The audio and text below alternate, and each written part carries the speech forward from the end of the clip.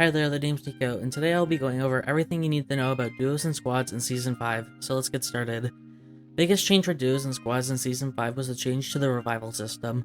Before, if you died, you had a regeneration cup on you that your teammate needed to grab off your body, and then they needed to go to a revive station to heal you.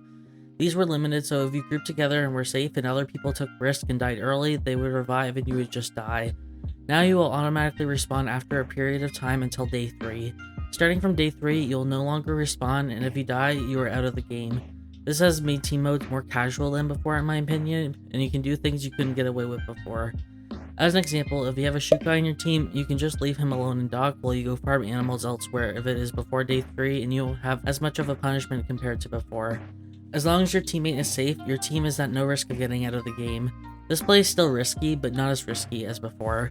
The major downside of the new revival system is that if you kill one member of Team A at an objective as an example, then Team C shows up, you have to worry about Team A rejoining the fight in 20 to 30 seconds. The person you killed will most likely have their ultimate back up or close to getting it back.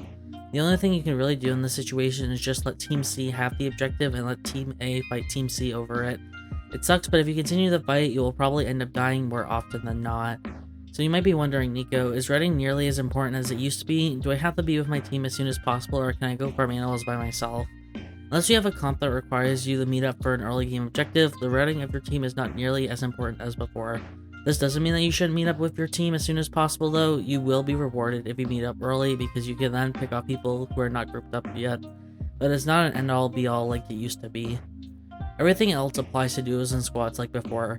You ideally want good synergy between your teammates. You generally want at least one front line or someone to tank the hits, someone with reliable CC, and someone with DPS or high burst.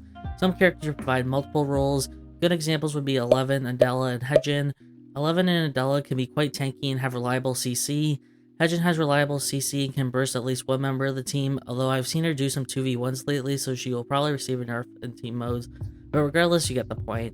Ideally, you have at least one range character on your team, but I have seen some double or triple melee teams work, but it requires a lot more thought and planning compared to the average team of at least one range character. You should consider a build where you can share resources between your team. An example would be Oilcloth, where you can use it for 2 teammates to get shoes online, or Steel, where one person gets a plasma arc and another person gets EOD boots as an example.